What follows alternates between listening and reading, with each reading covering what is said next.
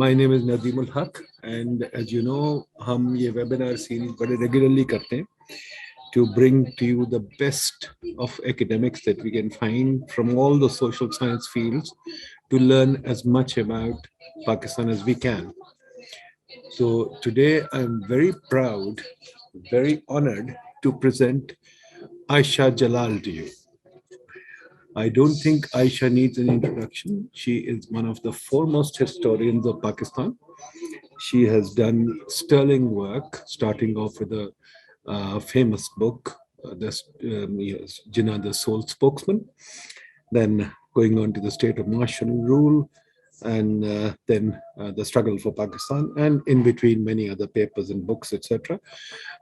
Too long to continue, but Ayesha is a professor at Tufts University.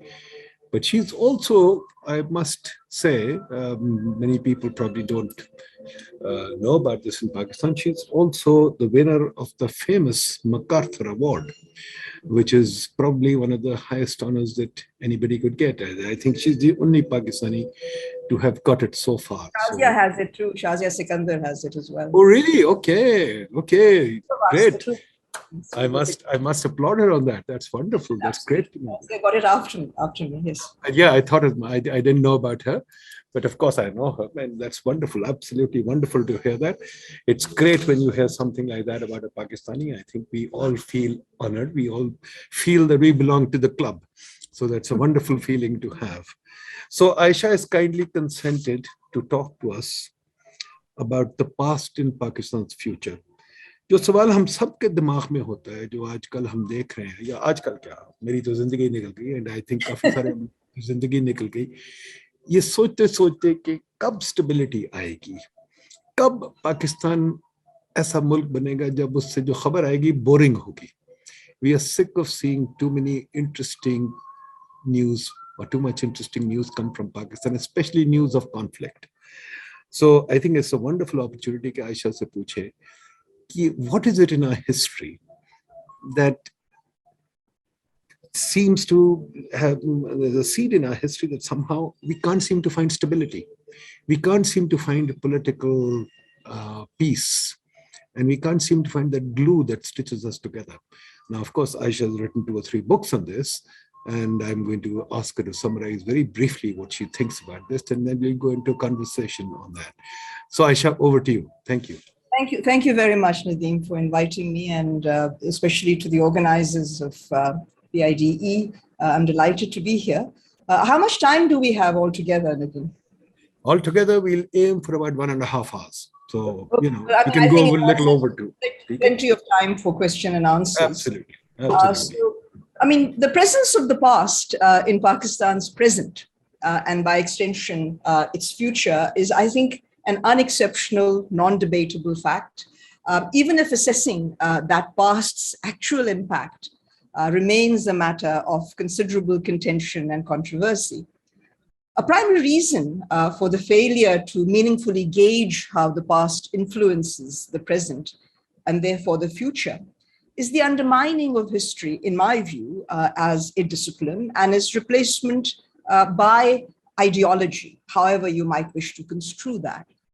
This is not to suggest that the past in its entirety is equivalent to history, which of necessity is selective in what it documents and seeks to explain.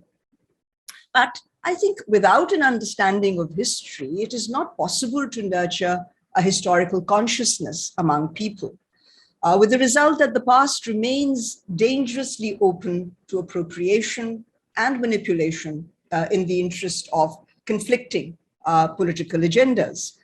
This is especially so in the post-truth world that we live in, where alternative facts are more often than not pitted against established ones to gain political mileage and score points over political opponents. In these circumstances, different readings of the past, fitted to suit one's own perspective and self-interest in the here and now, will not just impact the past, impact the future, but more to the point, can lead in some situations to a completely reimagined past. What then becomes of the future? when presentist conceptions of the past motivated by personal or political self-interest replace the methods needed for historical retrieval, then the future cannot but be seriously imperiled. One has only to look at the present political situation in Pakistan to see why the past held hostage to the present can endanger how we think about and strive towards the future. There are innumerable examples of such misuses of the past in the present, but let me not strain memories and use a recent example. A few days ago, former Prime Minister Imran Khan lashed out at his successor, calling him a Mir Jafar and a Mir Sadiq, quintessential quislings who betrayed Sirajuddaula and Tipu Sultan respectively by conspiring with the English East India Company, thereby changing the course of subcontinental history. As Dr. Mubarak Ali reminded Pakistanis in his repartee, there is a world of difference between loyalty in a personalized form of government, such as existed in Bengal and Mysore in the mid to late 18th century, and in a modern nation state. To rail against political opponents by calling them Mir Jafar or Mir Sadiq is to conflict personalized loyalty to a ruler with impersonalized loyalty to the nation state. Politicians the world over change loyalties to political parties, to causes, if you like, but this is a far cry from dubbing them traitors to the nation. I will desist from commenting on the mantra of catching thieves in our midst, since in keeping with the past trends, this has turned out to be a ploy not to hold anyone accountable as such, but to make them politically compliant. I'll leave comments on the present sorry state of Pakistan's economy and how much this is because of politics of the recent or distant past to those better qualified like Nadeem and others at the Pakistan Institute of Development Economics. I'll confine myself to the historian stuff. Since misuses of the past for political advantage in the present are unlikely to change anytime soon, I think it's important to be alert to the very real dangers this poses for our conceptions of the political and how that relates to the future. Given the limitations of time and the very vast nature of the subject, and in the interest of a more interactive exchange, I will be confining myself to three interrelated themes. First, the continuous sort of issue of mistaking the causes of Pakistan's creation and attributing them exclusively to issues related to religion or religious differences in the subcontinent, broadly defined, rather than class and ideologically based regional dynamics. Secondly, the perennial issue of civil-military relations in the post-colonial period in a shifting context of global politics. And three, the alarming closing of the national mind through a denial of critical thinking and the cultivation of habits of constructing more and more unlikely and improbable mistruths that may serve the moment they are uttered, but undercut the way we apprehend and prepare for the future. It's commonplace to say, in line with the official narratives in Pakistan, that the country was created in the name of Islam. But what exactly does that mean? That the Muslims of India wanted to live their lives in accordance with their conception of their religion and cultural traditions without let or hindrance from any is beyond dispute. But does that extend to an endorsement of a theocratic state ruled by the clerics of Islam? Evidently not, if we are to take account of positions taken by leaders of Pakistan, beginning with Jinnah, going on to Liaquat Ali Khan, including Ayub Khan, onwards to Zulfikar Ali Bhutto.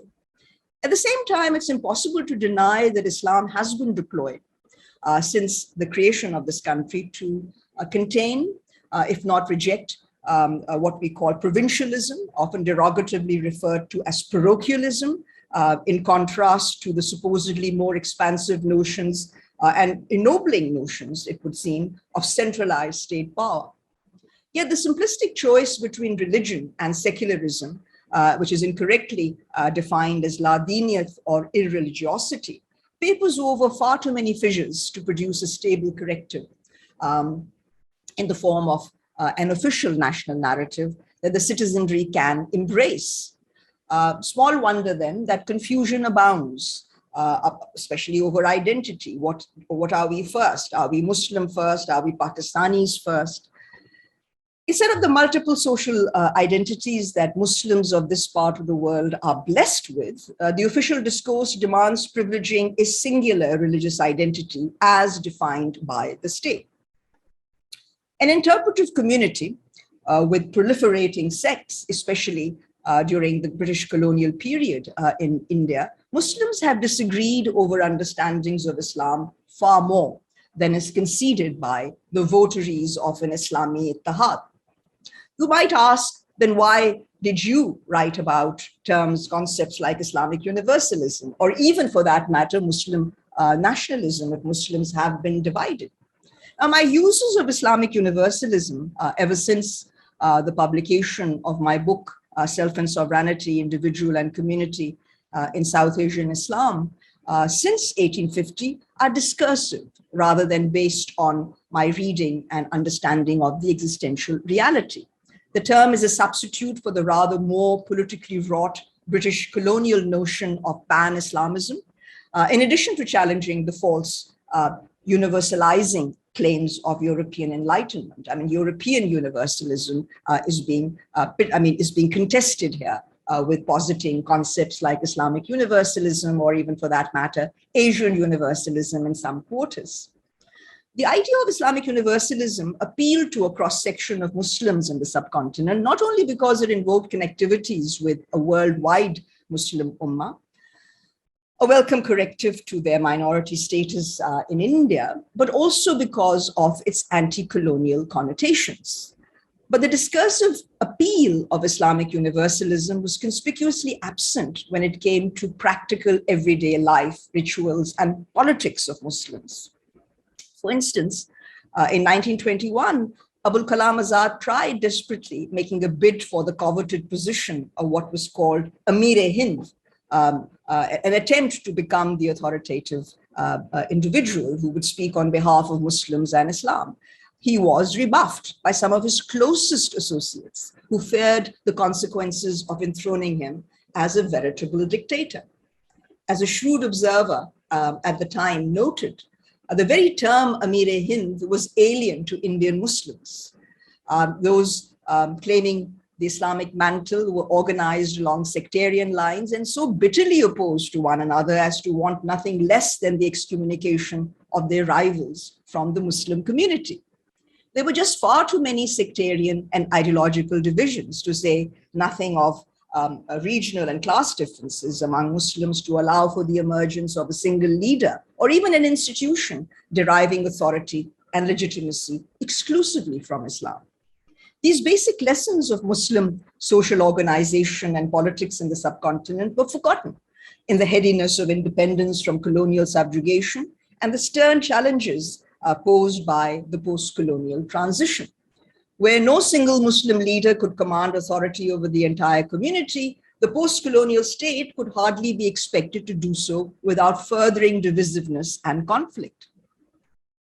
Now, this is exactly what did happen.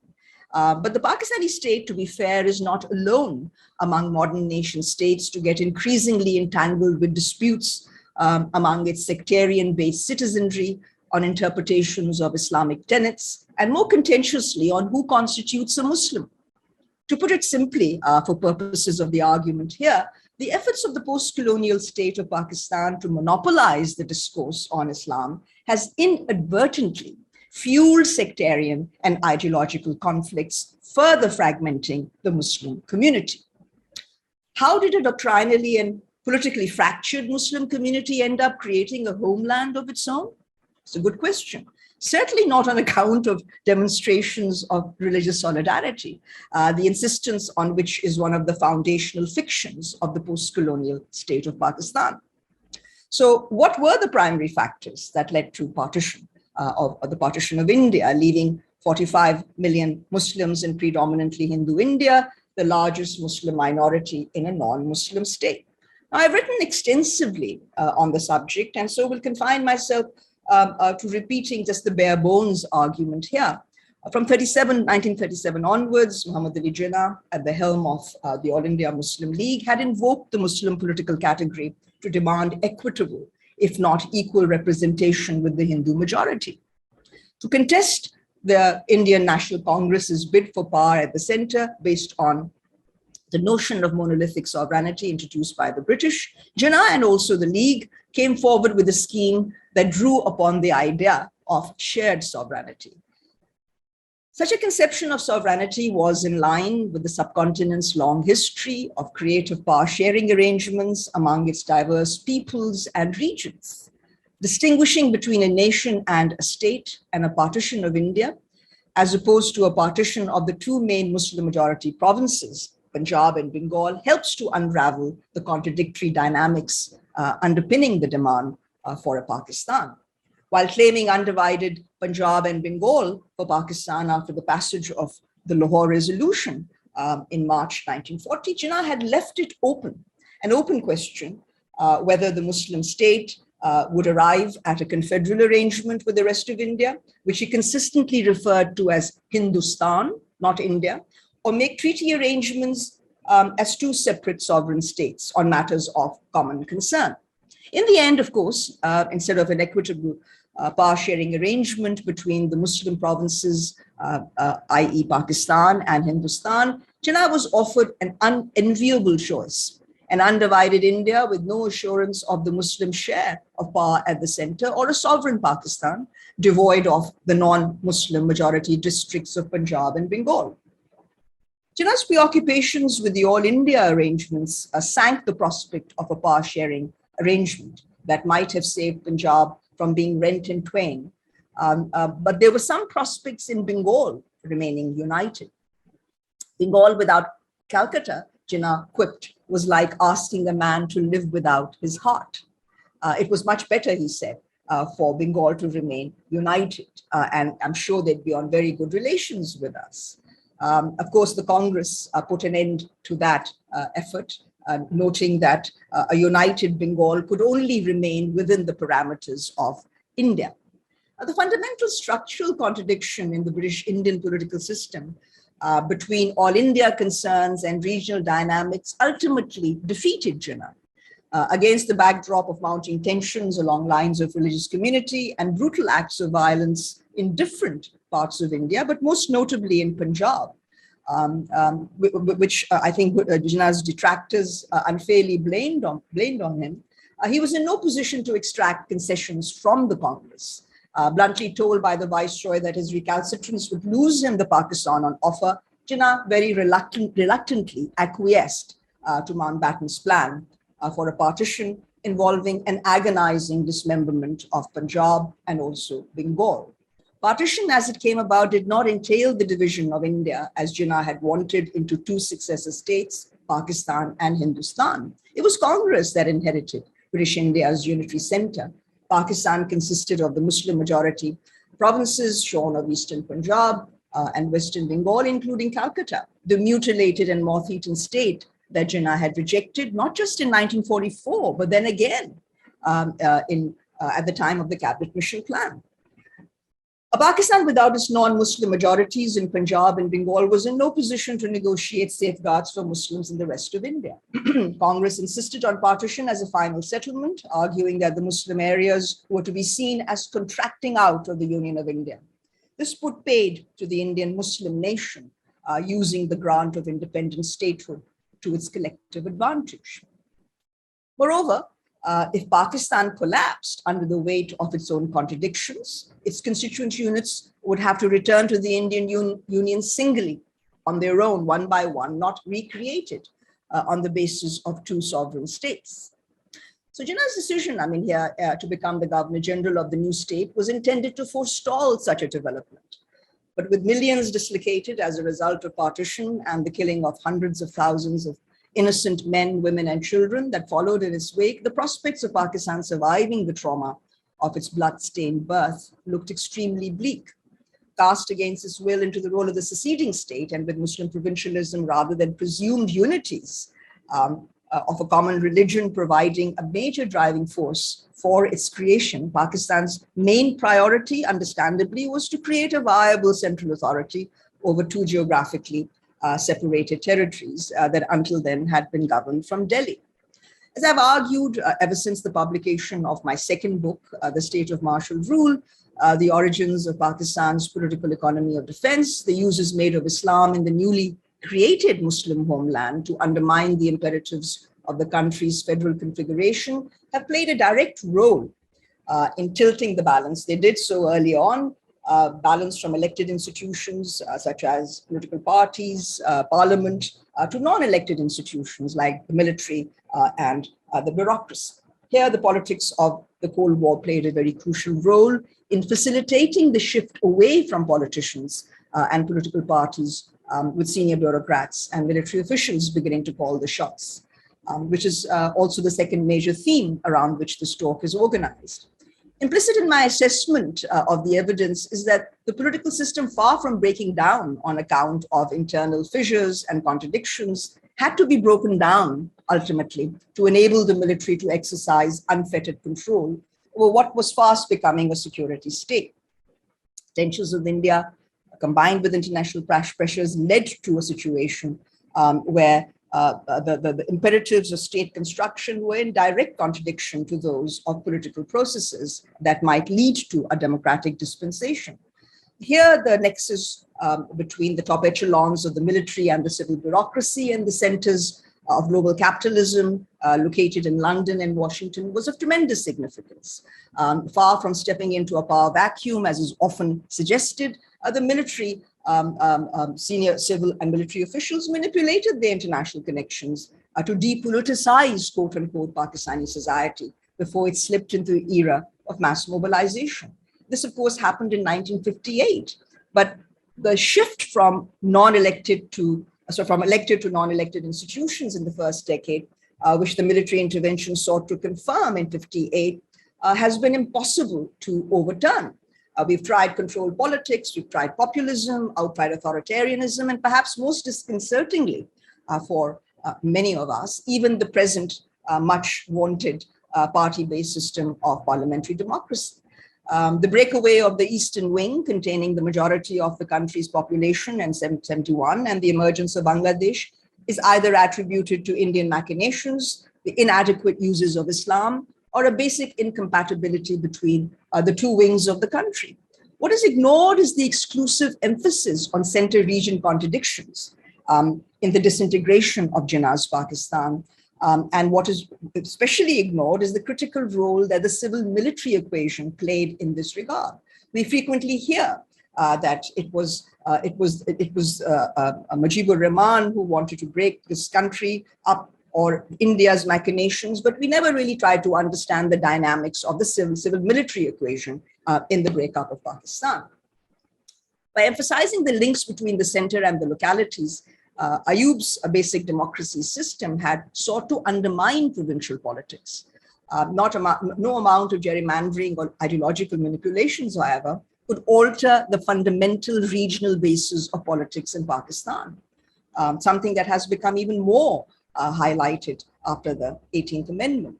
Far from diluting the strength of provincial feelings, a decade of basic democracies under tight administrative control had heightened demands for provincial autonomy from an unrepresentative and overweening center.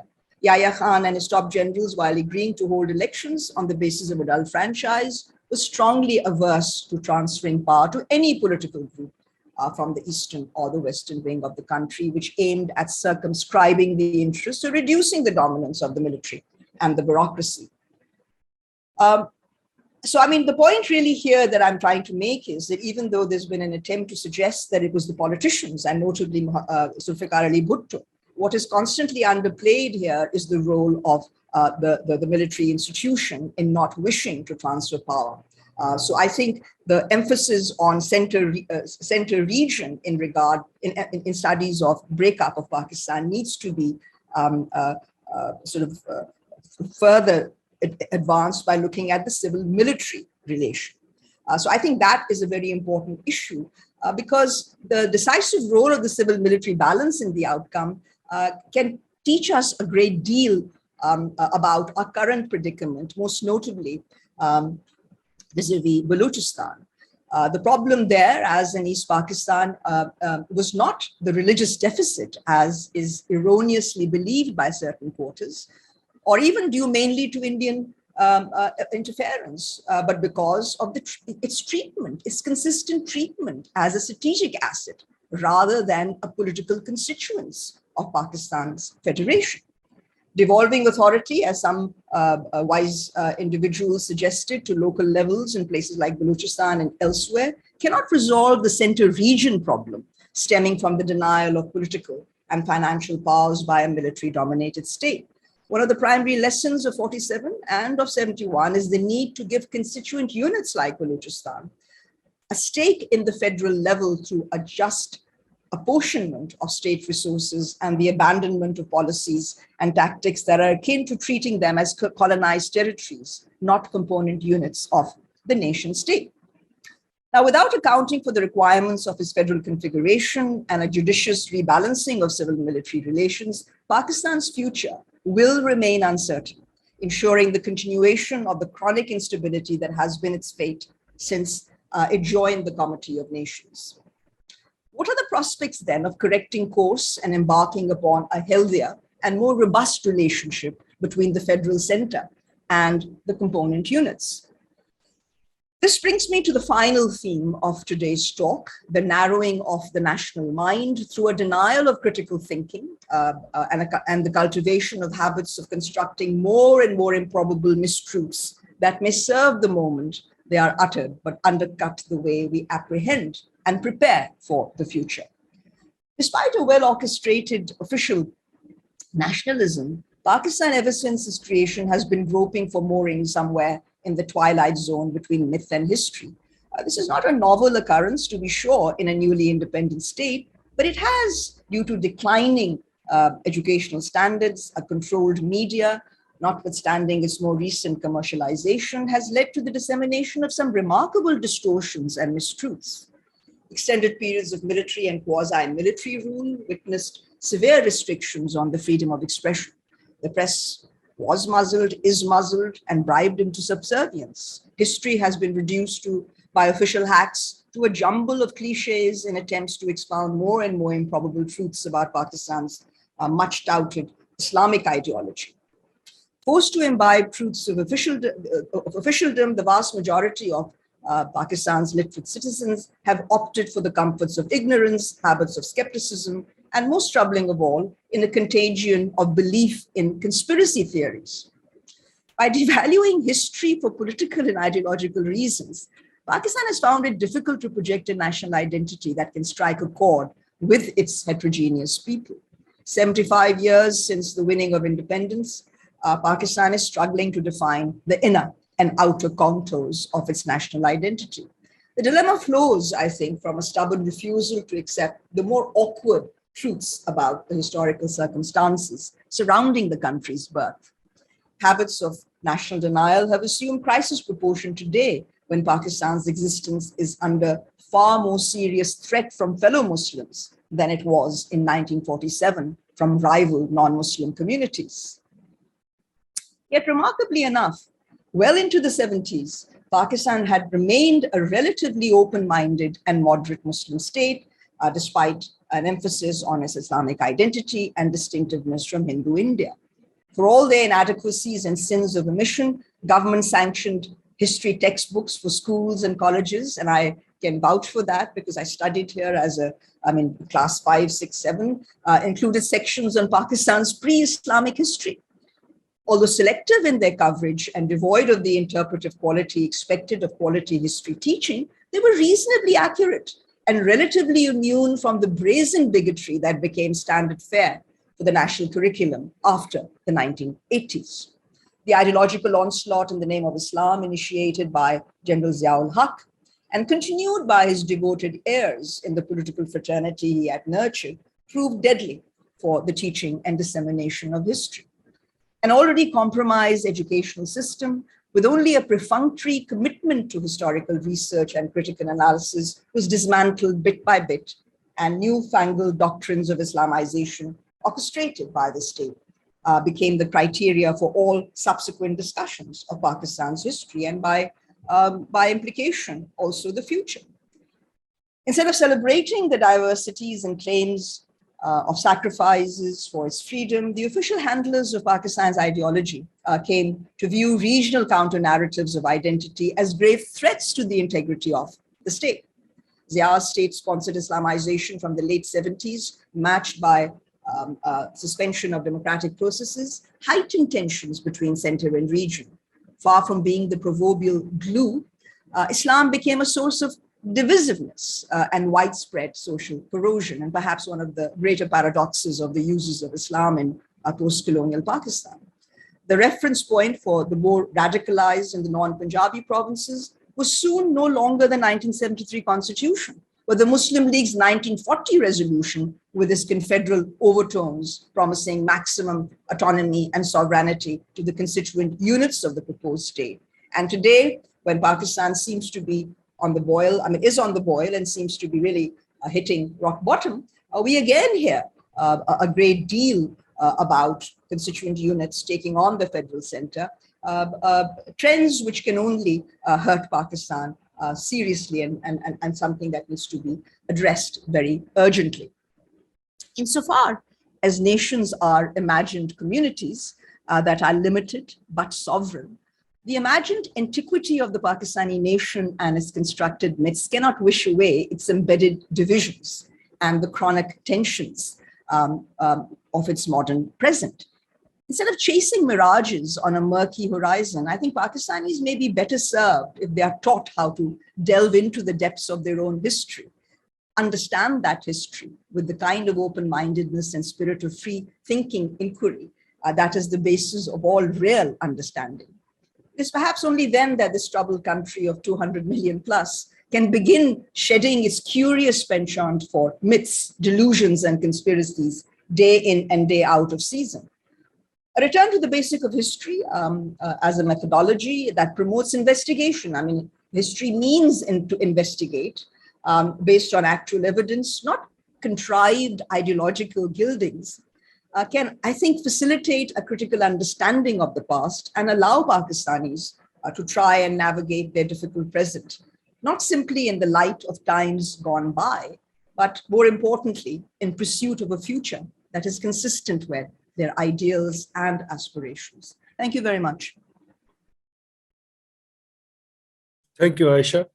That was a beautiful overview of most of your work. I know leaving out a lot of detail, but still very interesting, very informative. The first thought that I have in mind, Ayesha, which I think I would like you to address is, why is it that in Pakistan, economics as a narrative has never survived? Sorry.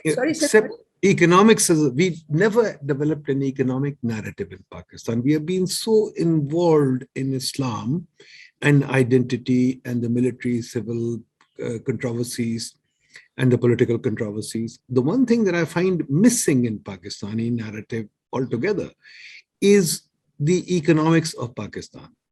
For example, very simple, we have been a country that has used the most fund program. That means we've been in the international emergency ward most of our lives. Every 5 years, we have a deep debt crisis and we go to the fund again and again. Even now, if you look at this situation where the politics is absolutely taking over the economic crisis in the country is teetering on the brink of a default, and no political party seems to want to discuss that issue at all. Why is it that we are a community or a country that just does not seem to want economic advancement? I actually think that I would slightly reframe what you're saying. I think the problem is that we don't have a historical consciousness. If you see the debate, I don't think economics is not being debated. Where I do think, I think it's a misinformed debate on what the causes are, because when you discuss economics, the main attempt by political parties and politicians is to blame the previous government or the previous government, not themselves. Not accounting for the fact that these are cumulative effects and that there is a connection to what your structural realities are, what you've been able to accomplish. So rather than understand that, it's just bits and pieces. You take on the question of inflation, the rising prices of gas, gasoline, petrol. So these are issues that are there, but this without understanding. I find it astonishing that politicians prefer to blame each other for the plight of Pakistan rather than explain to the people why this plight may have something to do with the structural realities of this country and changing directions of the international economy.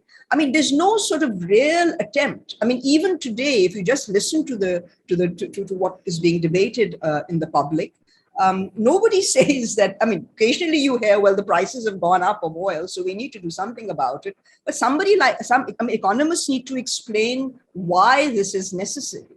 Instead, it becomes a partisan issue. I think that is the fundamental problem. You've got to rescue history and economics, I think, from partisanship. So, while I focused on history, I do think that it is symptomatic of the way in which social sciences in this country have simply been ignored in favor of what I would say a partisan discourse, which is endless. And you really can't do much with that.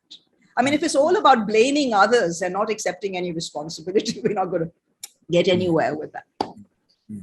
We have too many bogeymen in this country. For example, religion is the bogeyman, then we have corruption is another bogeyman, but we never seem to address the fundamental problems of the economy. And another thought that comes to mind is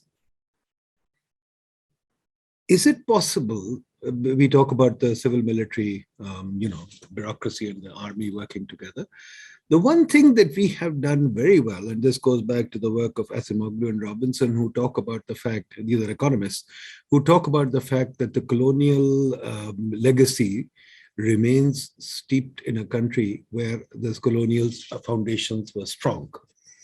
And we have in Pakistan, for example, and maybe even India, but Pakistan much more so, I think, the civil and military institutions as well as judicial institutions are the same institutions that survived, that stretch from the colonial days. The laws remain virtually the same. We have not really reformed the colonial state. Does that play any narrative at all and any role in that? That is a primary problem. But I would like to say that India, despite its formal democracy, has done much the same. I mean, you only have to compare the laws that India uses, whether it's Section 144 to prevent the articulation of dissent. I mean, across the board, we have similarities. So there is. I mean, it's been convenient for the ruling elite to perpetuate political structures with minor modifications. I mean, I think the good example is that of the police, when attempts were made in the 21st century to bring about new laws, they were promptly ditched in favor of the 19th century law. So I think that this is something that, again, points to a very narrowly defined, politically motivated effort. So these are self-interests that do not think that, I mean, it's convenient to use the institutions of the colonial state that were really there to use coercion. They were extractive. It suits those who have risen to the helm to perpetuate. And because of the democracy deficit in this country, not adequate steps have been taken to reform and modify these institutions so that they serve the interests of the people better. And I think here the role of the police is crucial because the police is one of the most important institutions when it comes to civil and civil relations. And the fact that we remain wedded to a colonial agenda for the police suggests that all Pakistanis are under suspicion. We are not a national entity, but we are somehow suspicious. I mean, the police is suspicious of the people. So there is this antagonism that plays itself out at various stages. I think that these are really serious issues that you're pointing to. Okay, let me bring in a question from Khabar. Khabar, go ahead. Assalamu alaikum, Dr. Ayesha.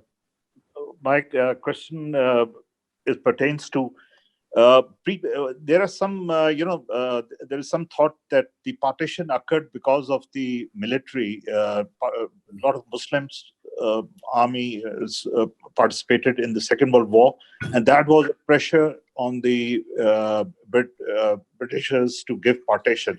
So I would like to hear your comment on it, and that legacy has, what is now Pakistan. The other thing which I would like you to, throw some light is that that what is Pakistan? Because the Indians are now reinventing history. They are, coming out with moving away from Delhi and doing some regional studies. So, do you think that as a country, this region, if we take Pakistan, what kind of legacy it is? And finally, Dr. Ishtiaq from Stockholm, who has written a book on Jinnah, keeps on quoting you a lot. So can you throw some light on his work also?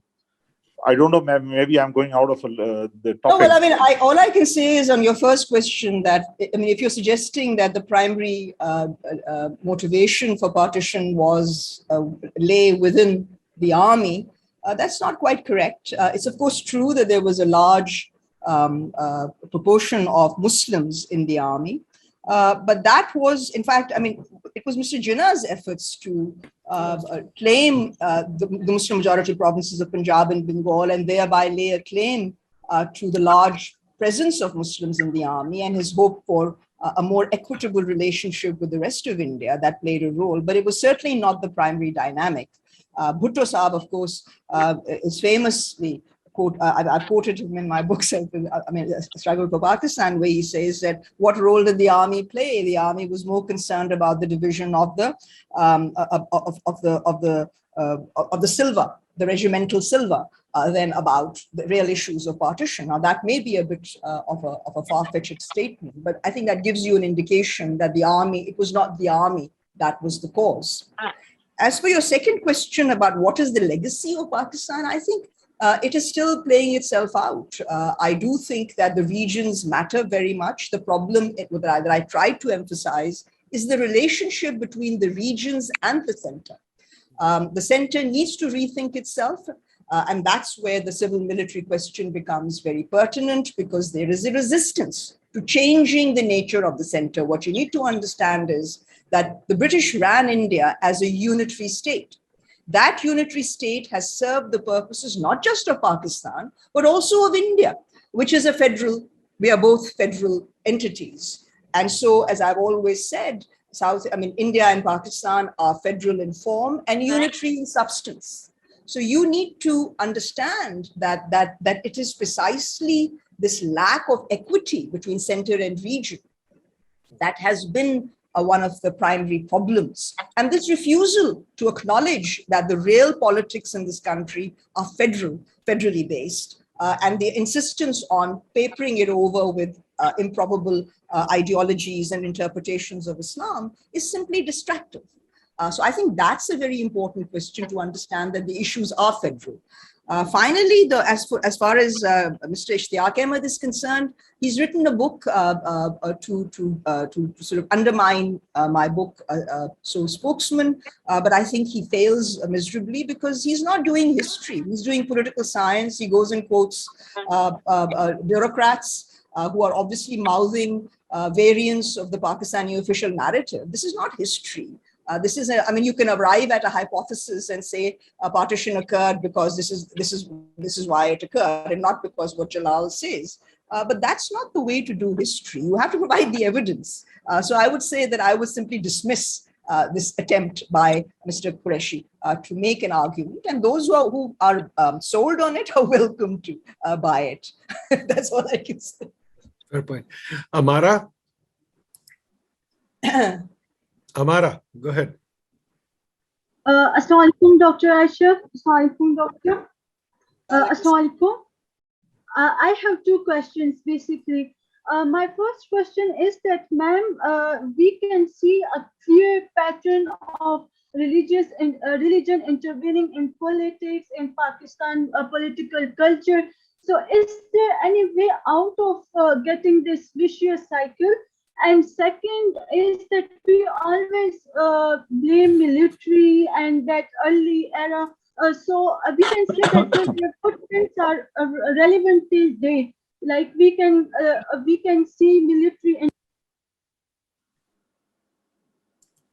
way out? Because this is becoming like a vicious cycle.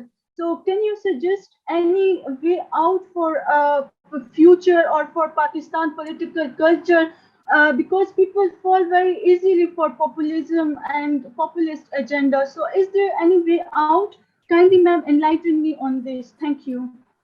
Well, I think the only way out is more democracy, not less. The problem is that the uses of religion, so-called, are really meant to distract from the real issues of the people. I mean, what's really astonishing is the public debates in Pakistan are really on marginal issues. They are not real issues that affect the people.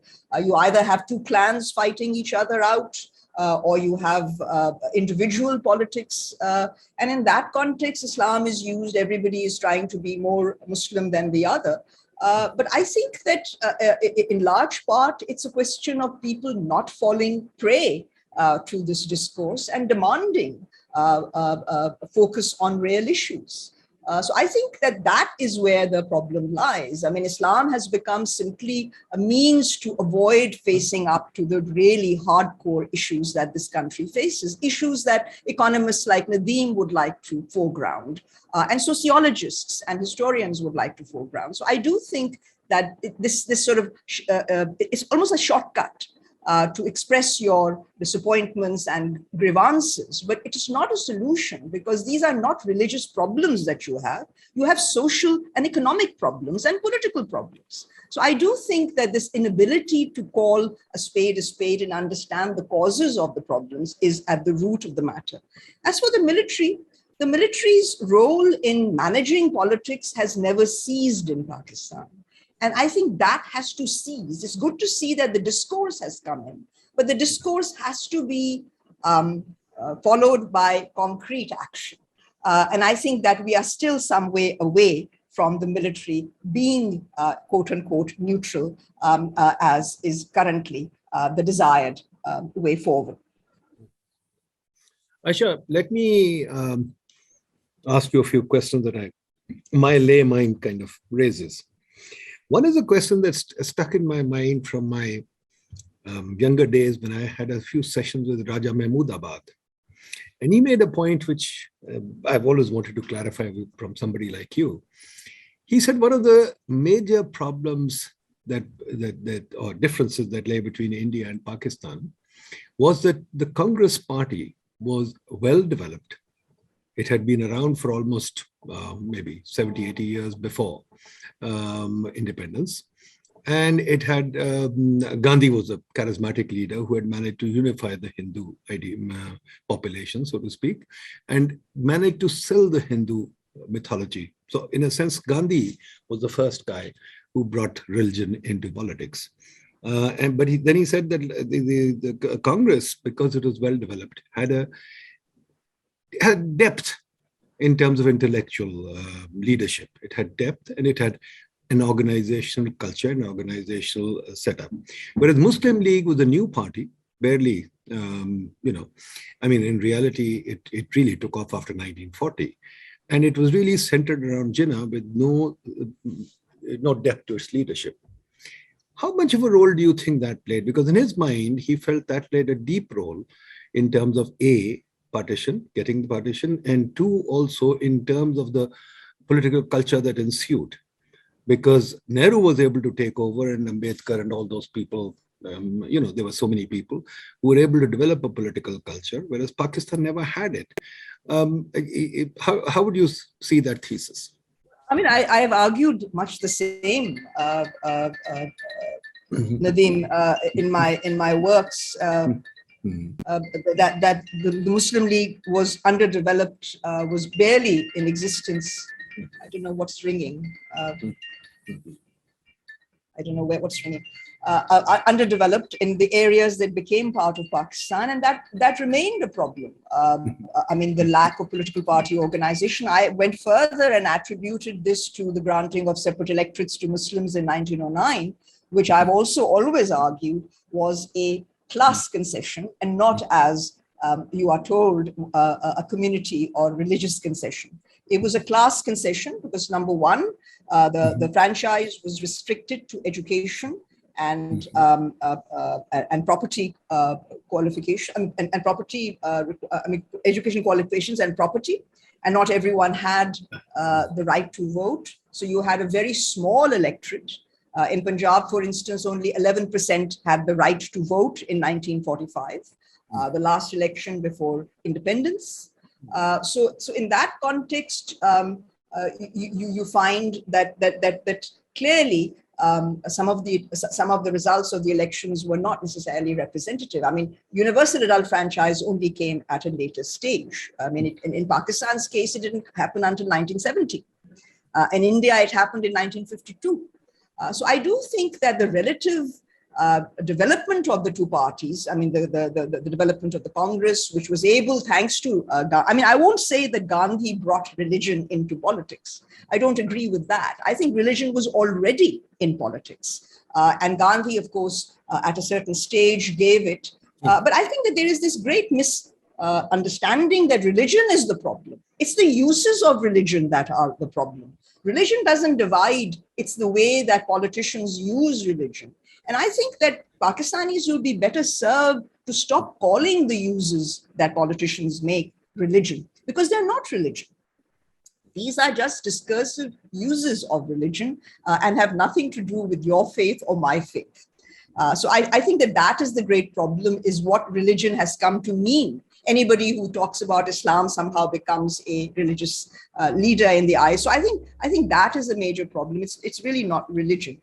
But I will say that the absence of political party development, and what is more, in the case of Pakistan, frequent interventions by the military have played a very crucial role in undermining political processes and keeping political parties underdeveloped and allowing the sort of dynasticism that many Pakistanis despise and at least verbally despise. But of course, Congress too is dynastic.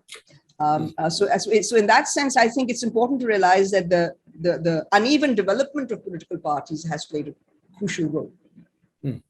But there's no democracy. There's no democratic elections in political parties. So I do think that this is something that needs to be looked at to understand why we can't sustain democracy in this country, why there's constant sort of fears of disruption or even calls. There are even people who think we'll be better off if the military comes in, even though you have a history of knowing that even the military can't solve many of the problems that the country faces. Now, the corollary of this argument is that, related to this, we'll come to the corollary later. Related to this is also the notion that there's a differential intellectual development between the Hindus and the Muslims, which, you know, Sir Sayyid, Iqbal, etc. I'm using lay historical term. Don't fault me on that. I don't know enough history. But whatever I know, it seems to me that the Hindus, for example, they developed a deep intellectual class even by the end of the 19th century, whereas Muslims were kind of lagging behind. Now, how does that impact on our development and the development of the political process? Well, I mean, I actually sort of feel that if you look at the share, I mean, numbers, the numbers game, I mean, you know, Muslims were a minority and the Hindus were in a majority. And I think that even in the case of the Hindus, I think the Bengalis took away a good proportion of the intellectual weight. So I'm not sure that even in amongst the Hindus, it's as even as might be implied in the comparison between Muslim and Hindu. So I do think that is there, but I think the deeper problem has been that we have not done our work on those Muslims who, from the late 19th, I mean, from the mid 19th century onwards, contributed enormously to issues that face the Muslim community, and for that matter, the Indian nation as a whole. So I think it's a lack of historical research. I mean, we focused on appropriating Mr. Jinnah or Iqbal, but there's not been much done to understand the others. In fact, my next book is trying to redress that, and there's a lot more work to be done. So to say that there has been no work done and that we have an intellectual deficit, I think is at one level true, and at another level, it ignores the enormous contributions some people have made and about which most of our current generation is largely unaware. And that has to do with a very, I think also a kind of a complex that we are more comfortable reading Western philosophies and explanations than reading what our own people have produced and how they thought. So I do think that the sustainability in any nation's thought only comes when you are grounded in your own context. And I don't suggest that we have to be narrowly viewing our problems. There is a dialogical relationship with Western ideas or the ideas anywhere for that matter. But I don't think that we've paid much attention to what people have been doing. There is a tendency to try to reinvent the wheel all the time, ignoring what other people have said in the past. So I think it's our own nalaiki, if I may be allowed to say, rather than any real issue as such. Notwithstanding, as I've said, the differential between Hindus and Muslims in sheer numbers. But now coming to the corollary, the search for the constitution. India was able to develop a constitution very quickly. Pakistan was not able to do that. And that was one of the reasons that cited for the military to come in, because these guys dithered and could not find a way to resolve their political differences, much like we are doing today. So in a sense, today, history seems to be repeating itself, but yet we don't seem to have a constitution. But another question related to this is, both of us copied the 1935 Government of India Act. Constitutions are similar. Absolutely. They're similar. It's a question of not just adopting constitutions. There's no question that Congress was able to, basically get the constitution accepted very quickly. It was done very quickly because of a stranglehold over the Constituent Assembly. In Pakistan's case, the division was on two issues in the main. One was, of course, the claim by the so-called religious, quote-unquote, lobby about the ideological Islamic aspects of the country. But more importantly, it was the question of East Pakistan's majority, which a few in West Pakistan wanted to accept.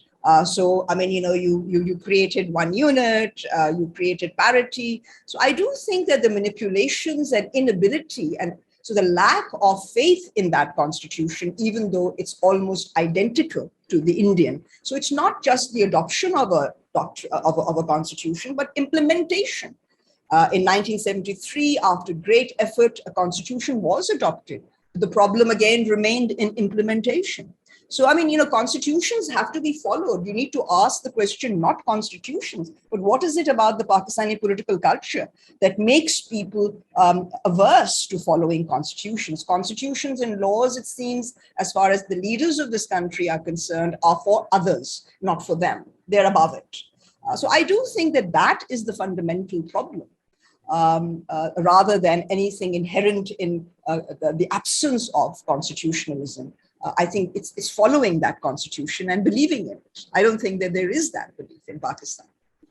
So that begs the question, what is it about India that made them? Well, I think India, at least for all its flaws, and I have written about it, democracy and authoritarianism, for all its flaws, did manage to establish a formal democracy, which falls well short of being a substantive democracy. But there are some procedural issues that have been accepted. As you will see from the Shaheen Bagh protests, against the Citizen Amendment Act, the people stuck to the Constitution, even though I, for one, keep saying that this Constitution is a colonial Constitution. That it's not a people's Constitution, a la Rohit De. Rohit's book is fabulous, but I think the name is wrong. And he assures me that it wasn't his choice, it's the publisher's. The point is that these are colonial constitutions. They're far from perfect, but India has been able to do better, at least until now. I think things will unravel. They are unraveling now. But it has been because it suited the Congress to follow this. In Pakistan's case, we've had military intervention, we've had rewritten constitutions, and so it seems that the main problem is to get a constitution. It's not getting a constitution; it's following one. Because people here seem to think that they're above the law. The law is for others. The law is for their opponents, not for them. And I think until that culture changes, you're going to get nowhere. Abbas Musfi. Musfi. Am I audible? Yeah, you are. Yes. Thank you, Dr. Ayesha. This has been a tremendous conversation. Appreciate you taking out the time. I have two questions. The first is related to education. What are your thoughts on the sort of interventions that we can take in the education system of Pakistan? And I'm sure you've been following the developments with the single national curriculum and so on. Perhaps you'd like to comment on the sort of political economy of education in Pakistan. My second question is about the idea that we talked a little bit about the political culture in Pakistan. What is your idea? What are your thoughts on? Sorry. Can I continue? Yes, please go ahead. Something's happened. Nadeem, you got it. Okay, my second question. Abbas, can you hear me? Yes, we can hear you. We can. Hello. Yes, we can hear you. Okay. Have you asked your question? Because the light went out here. Go ahead. Yes, I'm just on my second question. So, Dr. Ayesha, your thoughts on the idea that politicians in Pakistan don't exactly have a lot of autonomy, not in the sense that they don't have free will, but in the sense that they seem to be responding to a set of incentives that aren't exactly organic. They seem to be imposed externally. Perhaps you'd like to comment on like dependency theory, for instance, Emanuel Wallerstein, and so on and so forth. So those are my two questions. Thank you so much. Well, I mean, the first question on education, I think I've implied that the education system has been in the doldrums for far too long, and the so-called single curriculum. I mean, you know, there has been a single curriculum of sorts. What's different here is an attempt to further move towards what is regarded as Quranic education.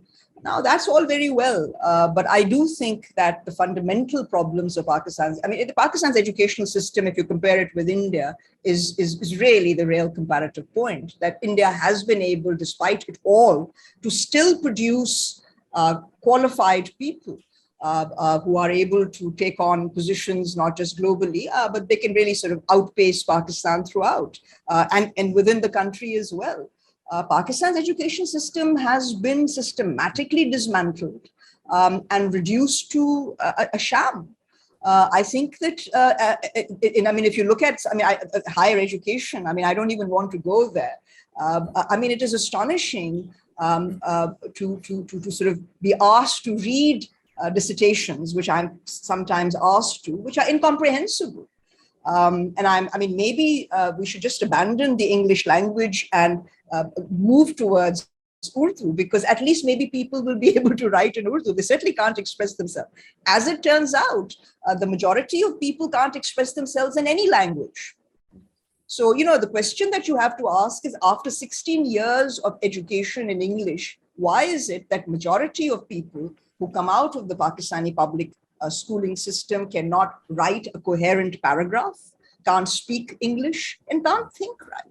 So there is something wrong, seriously, with, obviously it has to do with training of teachers, but the education system is really a serious problem, and for which I blame the rulers of this country, not just recently, but really from the very beginning. That they have systematically, and I mean, this raises the question whether they really wanted an educated population. I think that some more honest ones have admitted to me that they don't want educated people, because what if everybody is educated? Who will do their work for them?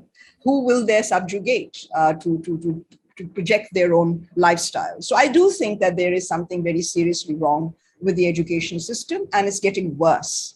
And the so-called single curriculum will probably move further in the direction of creating that dichotomy that I've pointed out with India, where there are still quite capable people. I mean, at least the private educational system, for all its elitism, was able to produce a few Pakistanis who were able to compete internationally and also contribute domestically to Pakistan. So I do think the education system's problems are vast, and that not addressing them is a political issue. It is not an issue purely for educationists to sort out. It is intrinsically related to ideology, as construed by the powers that be.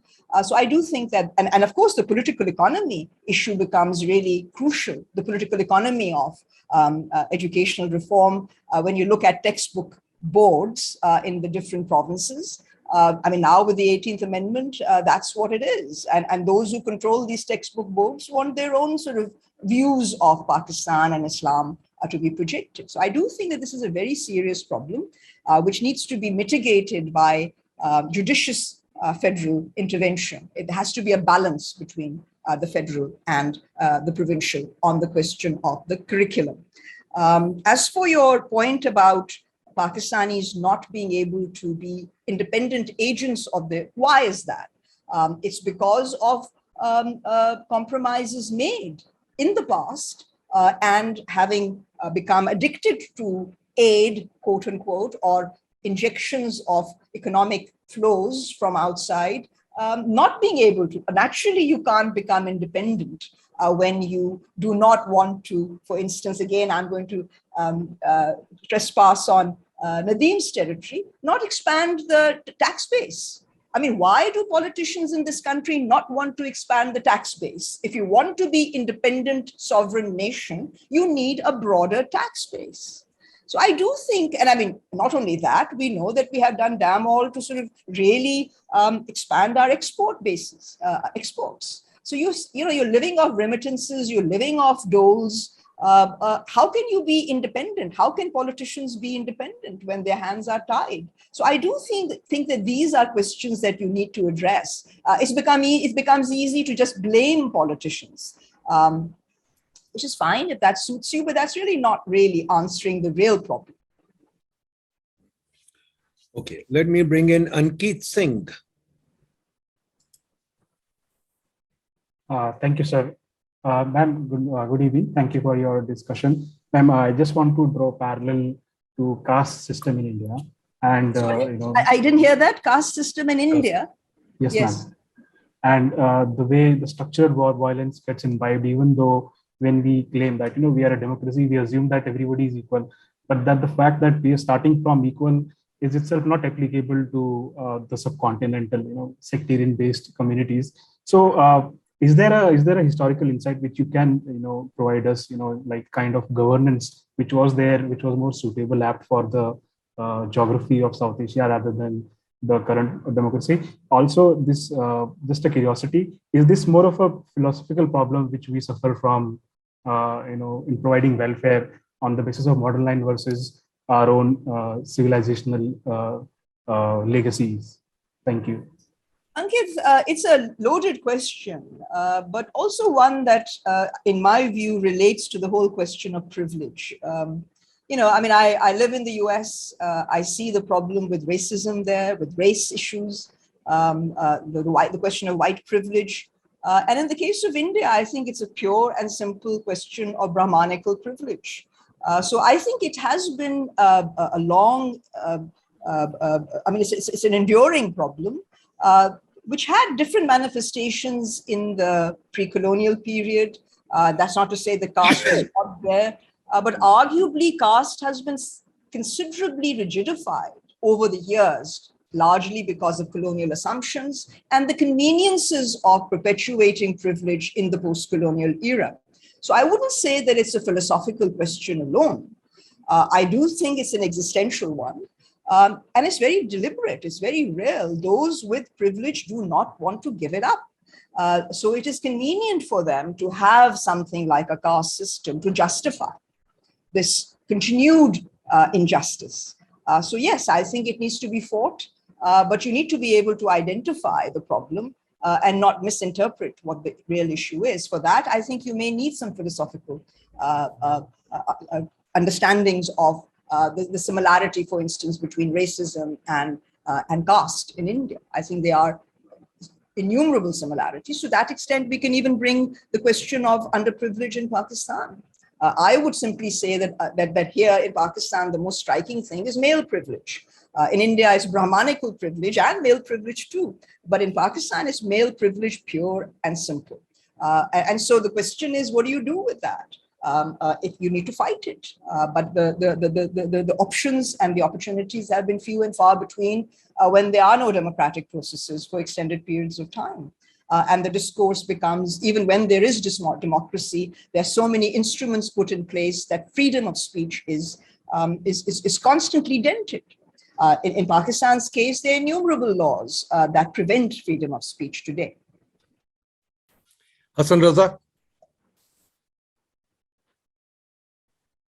Assalamu alaikum. Assalamu alaikum, ma'am. It's a privilege to interact with you today. Thanks to the platform of Pakistan Institute of Development Economics. Am I audible, sir? You Yes. are. Go ahead. I'm a student of NED University of Engineering and Technology. Ma'am, my question is, if we look at our society today, it's highly polarized. It seems there won't be any strong government in the future if we look the polarization in our society today. The vote bank looks divided, while at the same time the trust of the people in democracy is also continuing to erode. In this scenario, ma'am, do you think if there won't be any future, there won't be any stronger government in future, the government won't be able to take stronger measures for reforms if they are not able to bring liable measures to take the country out of the crisis? The trust of people will be eroded from the democracy. So how do you see the future of democracy in this country amid this polarized scenario? Thank you. Well, democracy for me, Hassan, is conflict. People who seem to think that democracy is some sort of a wonderful unifying entity are completely misplaced. So if democracy is conflict, then you need institutions to moderate those conflicts. What Pakistanis need to learn is that we will always disagree. We don't have to agree, but we need to have the civility to learn to listen to each other and somehow arrive at some degree of some degree of agreement. That is human nature. In Pakistan, because of constant interruptions of the democratic process, the use of force, people seem to think that blowing the opposition to smithereens is the best way forward. That's not the way, in my view. And yes, I think Pakistan is in for a long haul of political instability. And the answer really lies with those who want to be in politics. Do they want to blow their other opponents to smithereens through use of force or state power? Or do they want to bring them on board to discuss disagreements? No disagreement is so severe that we cannot arrive at some degree of compromise. Politics means compromising. So I think it's this attitude that has been instilled by constant interruptions of the democratic process that you can simply destroy your opposition. That is at the root cause of our problems. We need to understand that there has to be some degree of ability, some ethical understanding of how we can learn to disagree and yet do work that has to be done in the interests of this country. I mean, if the future of this country is pointing to dismemberment, I hear people who say, so what? What have we got from Pakistan? Now, I think that's really dangerous talk. And if that's where Pakistanis want to go, I don't think that without Pakistan, you'll be much worse off.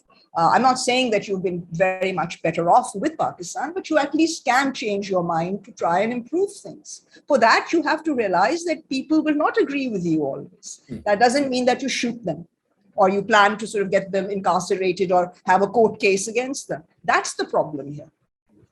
But Ayesha, this sort of brings a question to my mind that, I recall it as Azad Astan's book on trying to rationalize the state of Pakistan. Whose book? It is Azad Astan's book, you've probably seen it. right? But it's a good story, but somehow Which one? Indus, the Indus story. Indus saga, right? Yes, yes.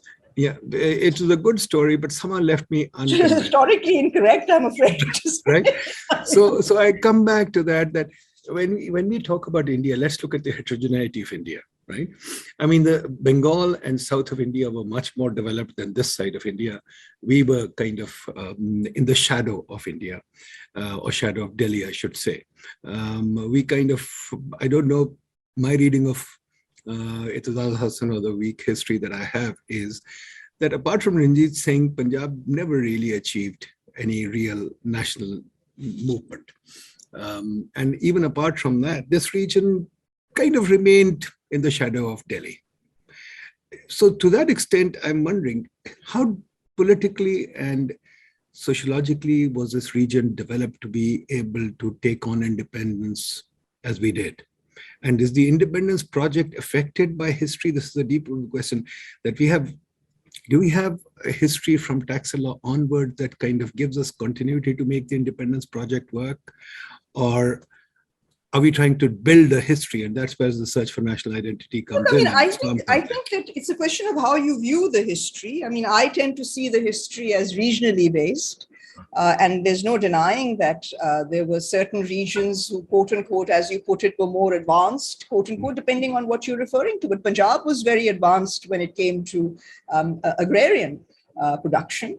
It had a surplus, and so there were some advantages. And Punjab has also not failed to produce intellect equal to, if not better, than many other parts of India. So I wouldn't sort of make these, the problem has been the way in which we have sought to cohere politics and economics in the post-independence period. I mean, the failure of federalism in 1947 led to the creation of Pakistan. People want to argue that it was the failure of, I mean, it was Hindu-Muslim issues, but it was actually the failure of federalism that led the failure to arrive at a power sharing arrangement. And we have persisted in that mode in Pakistan, with the Punjab emerging as a very major region and being in conflict with Bengal up to 1971. Or being pitted against Bengal, and subsequently then the whole question. So it's a regional question. You need to sort of understand that we need to value what's in specific regions, not try to eliminate them in the name of a overarching national entity, which is more of a fiction, which is in production. And I think that rather than fearing those diversities that our state managers tend to do, we need to begin to celebrate them and give the people of this country a stake, not in their localities, but at the federal center, the hope of actually being able to run the country. So I do think that these are more salient issues than some of the rather slippery philosophical questions you're trying to take me into, which I'm going to try and avoid. Fair point, fair point. But now in this case, let's also turn a little bit to India. I think we give India a very easy break. In the sense I never have. I mean, okay, I've been criticizing it, and I mean, I've paid a price for it as well since writing Democracy. I remember that. So look, the point is we in Pakistan tend to self-flagellate a lot and give India a very easy break. If you look at India, for example, Pakistan has had its military problem, but so has India. If you think about it, India has used its army to colonize a large part of, princely states. Always, right? Northeast. Don't forget the Northeast. I mean, just look at them Northeast. Since 47. But even Sri Lanka. Don't forget Sri Lanka. But India is massive. And so it has been able to have outright authoritarianism in certain regions like the Northeast and Kashmir and Punjab and have a democratically elected government. But I do think that it is also a question of framing. I think that the creation of Pakistan has really helped India because Pakistan is portrayed in such negative terms. Its very creation is deemed to be a mistake, with the result that India's many serious problems with India are simply glossed over. So I do think the framing issue has been very serious. India has real problems which are very comparable to Pakistan. We are not aware of them. Certainly our so-called liberal intelligentsia, I know they're a bit depressed these days, but they were all gung-ho about India as a secular democracy. We all now know how secular India really is. So I do think that there is a mistake. There's a question of representation and how we perceive it. Then explain to me another interesting factor. How come we see so little dissent in India and an extreme dissent in Pakistan? That I think is the best question. Why is there such dissent? And my own personal view is that I have long believed that democracy of a certain kind, what I call the formal democracy, not a substantive democracy, I think it dulls the mind. Whereas authoritarianism makes you suspicious, critical, and unbelieving. So in India, what the state, produces and reproduces for the public. I mean, if you follow the Indian media, which I must say Pakistanis are very fortunate that they do not get to hear the talk shows, because I think they'll probably just go nuts if they were to hear them. They're disastrous.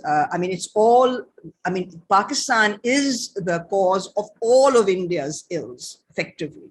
So that narrative is very, very popular. It has sunk in. So with that narrative, it's very possible to manipulate the populace. There is no disagreement. And there is frankly, no opposition. I also think that the Congress is doing a fabulous job keeping the BJP in power. So I think that is the real issue. But if you scratch the surface, Nadeem, India is in a really, really bad way. Sure. And the problems are greater in many ways, I would say, than those of Pakistan. But they are there. But getting back to Punjab a little bit, you talked about Punjab as a granary of the subcontinent, and we are used to thinking of it that way. But was that not a recent phenomenon when the British developed the irrigation system? The Punjab kind of benefited from it, but related to the irrigation system, as Imran Ali says in his book, that the canal colonies, for example, conferred a huge amount of titles and property, created our wealth class. In fact, if I frequently joke about it, there are only three ways that we can call ourselves elite in Pakistan, or whatever, the family origins. Either you had a land grant from the Brits, or you had a military position, or you had a civil service position, or you were a canteen trader. There's no other path to greatness. Now, given that this land grant culture that occurred, and then on top of that came the refugee culture. The refugees came in the evacuee property. Pakistan still today has a plot culture. And that's why our name, PID's name for Pakistan is Plotistan, because everybody is still in plots, right? And this plot culture permeates everything we do in Pakistan. Every university wants a big plot. Every government office wants a big plot. Every government officer wants a house. Every professor wants a house. Every judge wants a house. The DHA, you know about, I don't have to preach to you. Explain to me, does that have any relevance in the way we work? Because India being too large again does not inherit this. We inherit this in a very big way.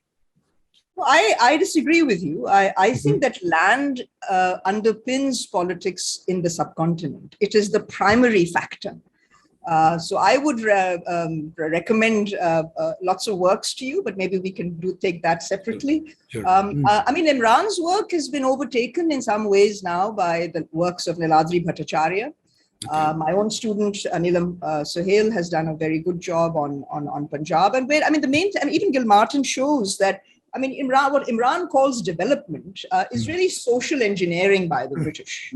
So this social engineering has been perpetuated in the post-colonial context as part of the question of assigning privilege and thereby getting collaboration. So I do think that has to be addressed. So that relationship with land, I don't think is specific to Pakistan. If you see what the corporatization of land is doing in India today, they've been repeated. It's an ongoing problem. So people are being displaced. That is the primary issue. But I do think that the absence of democratic politics in Pakistan, or coherent and effective ones, are probably what makes land even more nefarious in its effects. Because simply by granting land, you win complicity. People become complicitous in that design. So land is very crucial, and perhaps I think that a rethink on land by economists, helped by historians and anthropologists, would be a good idea. I think the land issue is key. And here again, the gendered nature of land distribution is also very important in understanding patriarchal dominance in this country. What about the issue of patrimonialism? I mean, Pakistan, the state is heavily patrimonial.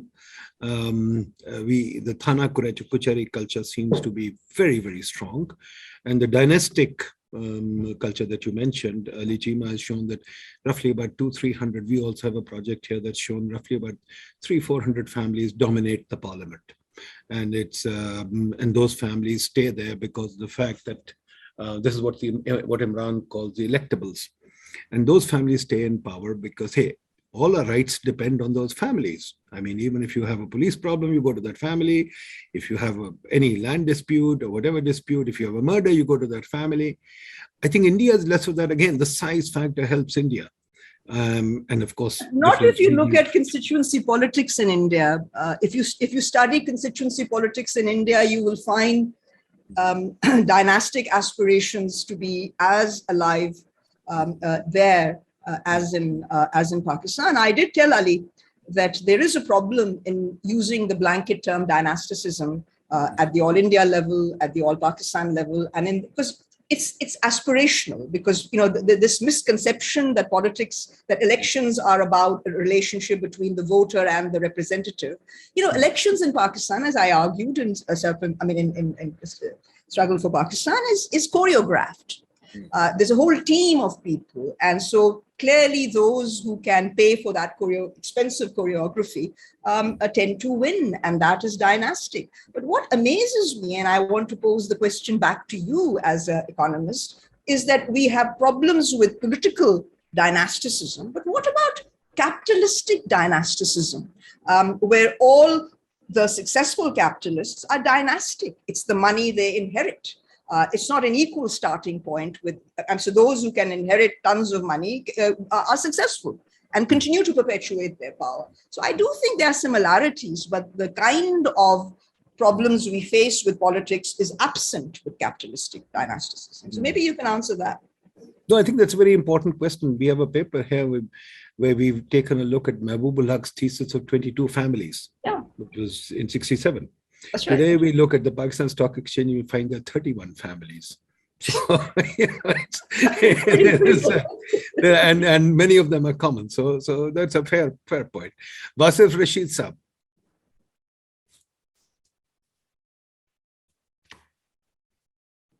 Wasif Rashid. Okay, Wasif is kind of absent, I think. Amara, last question to you.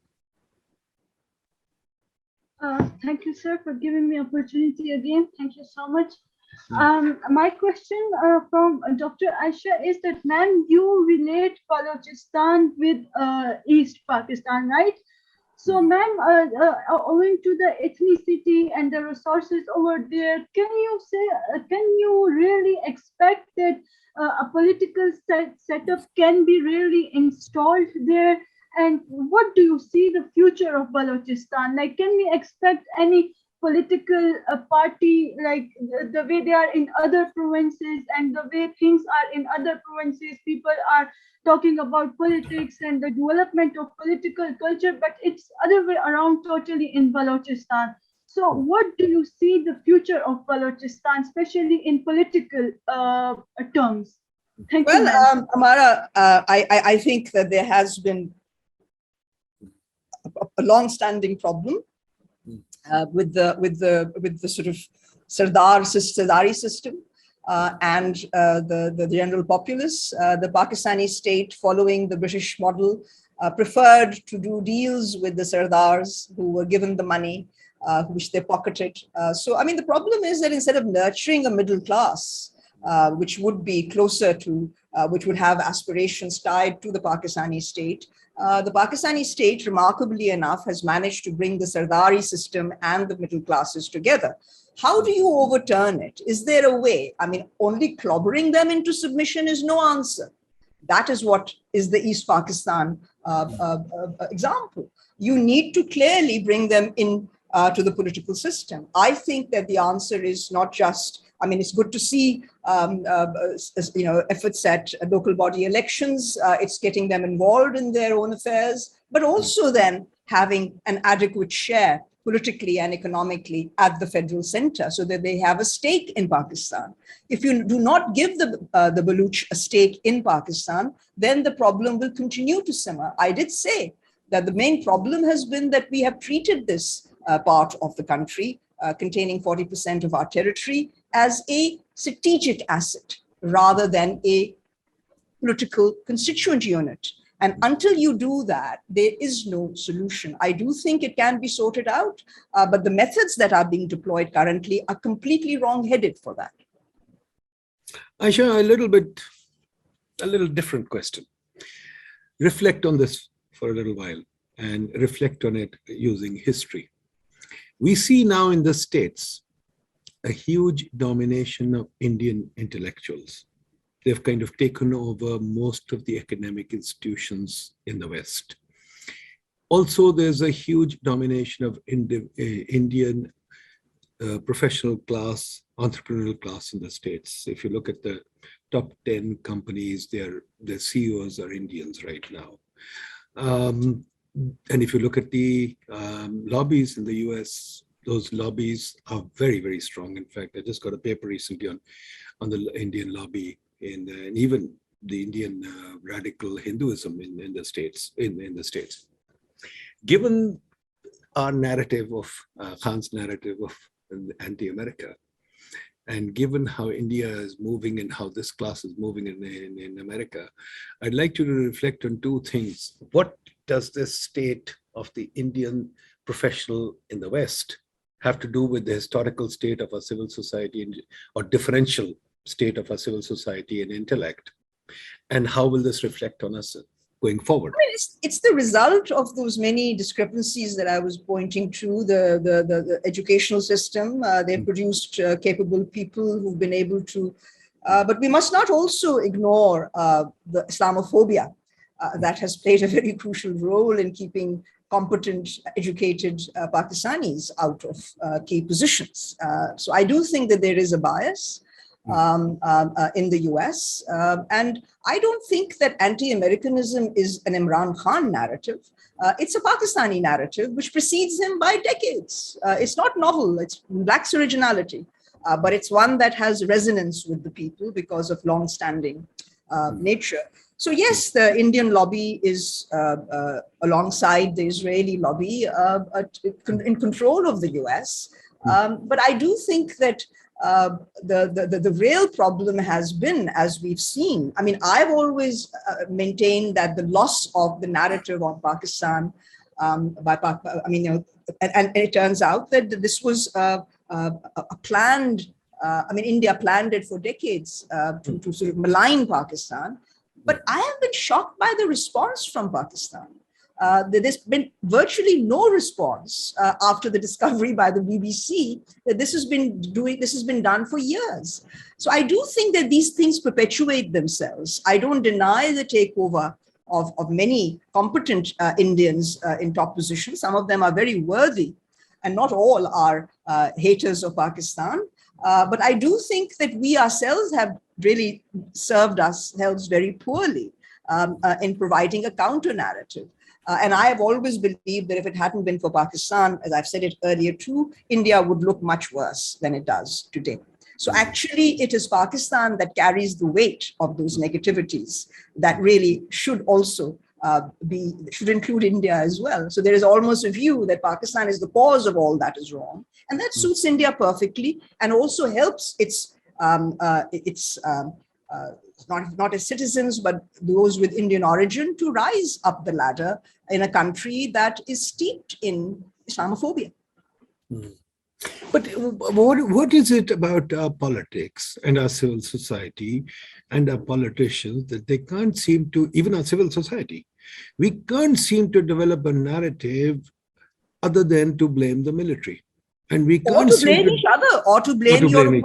Absolutely. So the point is that you are not prepared to accept the realities, the structural realities of Pakistan. I have pointed out that we aspire to have a sovereign, independent state of Pakistan with its own policies, and yet have no qualms borrowing money from the IMF and accepting its dictations.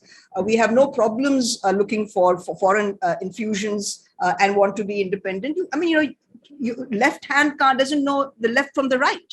That's the problem with Pakistanis. And I think that this is a product of a certain lack of understanding or unwillingness to understand, and taking leaps of faith in fantasy to explain how Pakistan can be sorted out. I mean, you have real problems. So place the role of the intellectual and civil society in this. Now, obviously, you are one of the foremost intellectuals in Pakistan. How do you see the intellectual in Pakistan shaping the narrative of Pakistan and trying to kind of give intellectual leadership to the country? I mean, they're intellectuals and they're intellectuals. Most of us have found it impossible to operate in a country like Pakistan, where there's not only a lack of democratic freedoms, but serious dangers. So I mean, you look at the education institutions.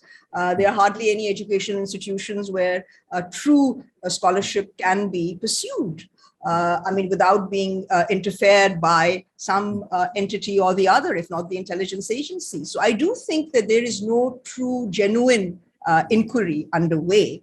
And that is a major problem. And that reflects on those who come into the public arenas, because they too don't want to admit the problems. It's not popular. The population just wants to hear good things. And I think that the time has come to sort of really tell some hard truths to the people of Pakistan, so that they know that they have to sort of make those hard decisions in order to have a move over.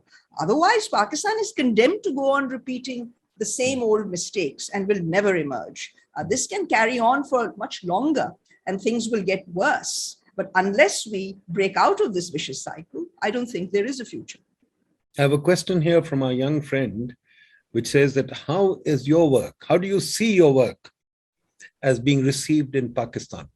Do you feel that your work is being seen for what it is, understood, appreciated, used? No, I don't think it's understood at all. I think there are a handful of people who might have understood it if they have bothered to read it. But I do think that there is the younger generation of Pakistanis. There may be a handful who I'm trying. I mean, you've talked about my work, but I would like, when I'm gone, to be remembered not for my books, but for the graduate students I have worked with. They are the future, and they are doing some excellent work. There may not be many, but they will go and plant 1,000 flowers. Great, wonderful. I have two more questions. Do you have time to take them, or shall we conclude? Sure. Okay. Wasif Saab, Wasif Rashid, go ahead. Wasif, you got to unmute fast. Go ahead, Wasif. I think Wasif is not there. No, he unmutes and he can't be heard. Wasif, what's happening to you? I think his mic is not working. Okay, Zishan Ali Khan. Zishan Ali Khan. So I think we might just conclude now, Nadeem. Zishan Ali Khan. Nope. There's nobody. Okay. Nobody. Thank you very much, Ayesha. This has been wonderful. Thank you for having me. Stuff. The puzzles of Pakistan continue. Well, they're very tough, but I'm glad to have had you as the and you have at least opened many sort of bulbs in my mind. One can only try, but the problems are really great. Things, but yeah, the challenges are huge, and Ayesha, I tell you, anyone hear me? Depressing at times. Now, who is that? Wasif? It's Wasif, sir. Quickly, Wasif. Can I just one very quick question for Ayesha? Assalamu alaikum, how are you, Ayesha? Walaikum salam. What I'm saying is, since our first dictator, all dictators have followed or have tried to reinvent Pakistan in their own image or myths using certain politicians and others to give them a semblance of democratic legitimacy. Do you think this has stymied the growth of democracy in Pakistan, as those they have nurtured are now part of the mainstream? And Yes, secondly, of course. Secondly, is balkanization of Pakistan now a real threat, considering what you've told us about Balochistan? Well, I think it has always been a real threat. And I think that it is increasingly so, given the refusal to change course after so many people have made it clear that these are the causes of a disintegration, a possible dismemberment.